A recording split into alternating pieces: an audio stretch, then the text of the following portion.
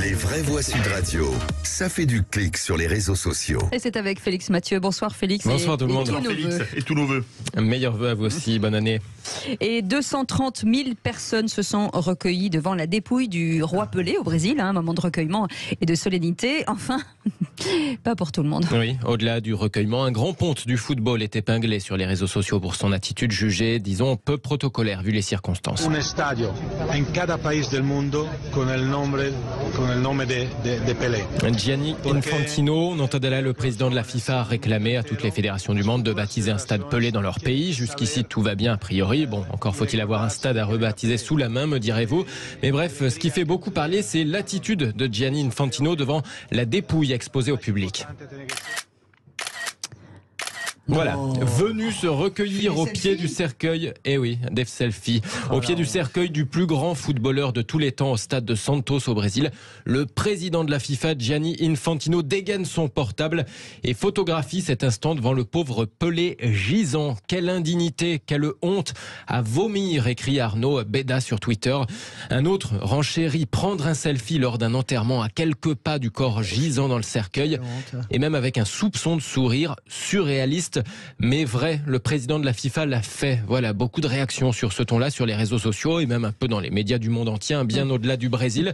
À tel point, tout de même, que Gianni Infantino vient de se justifier là sur son compte Instagram il y a quelques minutes. Il assure que ce sont des proches de Pelé, des anciens coéquipiers qui lui auraient réclamé une photo ensemble. Infantino assure avoir seulement pris le portable de l'un d'eux pour les aider à faire la fameuse photo. C'est-à-dire il a fait un selfie de lui pour faire plaisir à des proches. À des proches de Pelé, à des coéquipiers de Pelé, c'est ce qu'il dit.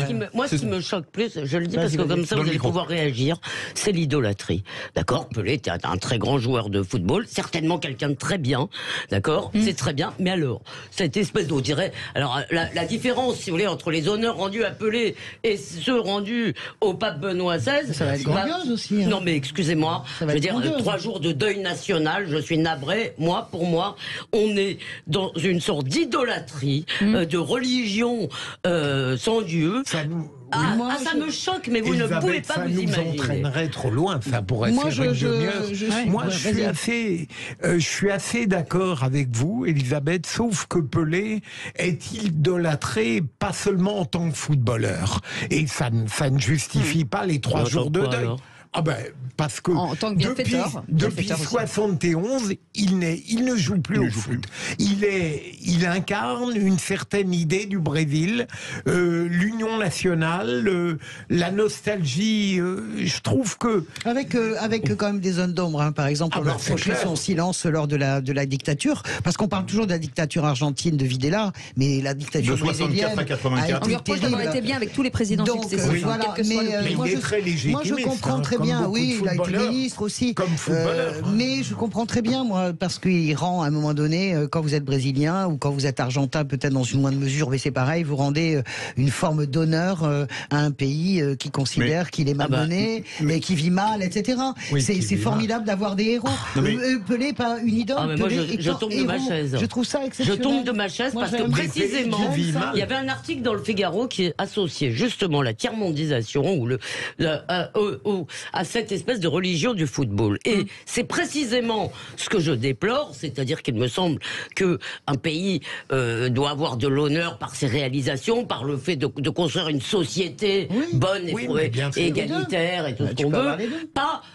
Si vous voulez, ça me paraît quand même très, je cherche le mot, anecdotique en quelque sorte, dérisoire. Et par ailleurs, je déteste l'idolâtrie de quelque homme que ce soit. Ça me met extrêmement mal à l'aise. Moi, franchement, je vois ces... Toi, t'aurais pas adoré le veau d'or, par exemple. Je vois ces scènes de pamoison, si vous voulez, je semble... Comme dirait Karl Marx, c'est la réussite d'un monde qui n'en a pas. Moi, je trouve, exactement, c'est aussi porter très haut les couleurs d'un pays qui a peut-être du mal à les porter d'ailleurs, dans sur son cercueil, il y a le drapeau brésilien. Mais bien sûr, vous savez, c'est ce qui nous arrive en France. On n'a plus que notre équipe de foot pour être fiers. Et encore, on est battu. Et encore, il y a Mbappé, c'est tout. Moi, je trouve ça ne me choque pas. Et je pense que ce qui va se passer à Rome avec Ratzinger sera extrêmement puissant. Je voudrais faire une remarque. Est-ce que c'est pas glauque? Rappelez-vous, quand Maradona est mort, cet employé des pompes funèbres qui avait fait un selfie tout sourire devant la dépouille de Maradona, qui était parti sur les réseaux sociaux sociaux, il avait été menacé de mort, mais etc. Infantino est un sale type, de toute façon, quand voilà, on est un employé de pompe funèbre, qu'on est un inconnu, mais quand on est quand même le président de la FIFA, est-ce que ça pose pas vraiment la même chose si quelqu'un l'avait fait devant le corps d'Elisabeth II, ça nous aurait évidemment aussi choqué. On ne fait pas des selfies devant un cercueil. Par rapport à la mort, c'est aucun respect. Quel que soit le cercueil, même si c'est celui d'un inconnu. Lui, il ajoute à une vulgarité bien connue. Oui, mais de toute façon, voilà. Il est comme ça. Il va être réélu, c'est un sale type, la FIFA, c'est un nid de serpent, et puis voilà, et puis on n'en sortira jamais, et puis c'est comme ça. La FIFA, c'est un nid de serpent.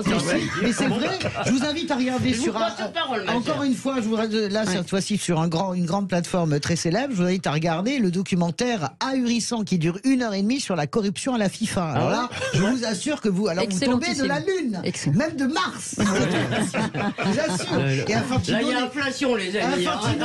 Infantino n'est que l'héritier de ce système complètement dépravé par l'argent. Mais pourquoi dans toutes les institutions sportives, on ne parle jamais que de corruption, de le CIO? C'est les anciens nazis, c'est tous les nazis. J'ai habité Lausanne où se trouvait le siège du CIO. Tous les 4 matins, il y avait un scandale. Nazis, ça c'était plutôt la retraite des nazis. Infantino, la FIFA, c'est plutôt la retraite des corrompus, un peu, d'une certaine manière. En tout cas, on parlera d'un dossier dans quelques instants, qui n'est pas un dossier de corrompus, en tout cas, on ne sait pas. C'est la retraite, le dossier de la retraite. Ça devient très compliqué, cette histoire. On va en parler dans un instant. 64 ans, est-il le bon compromis? Eh ben, vous nous répondez sur notre compte Twitter. On en parlera dans quelques instants. Et pour le moment, on peut dire que ça ne fait pas consensus, que vous êtes 87% à dire non. Eh ben, je vous rappelle quand même que c'est pas un consensus 64, c'est pas 88. C'est pas qui souhaite 65. Non, c'est ça. Allez, on en parle dans un instant. Très minoritaire. Bienvenue.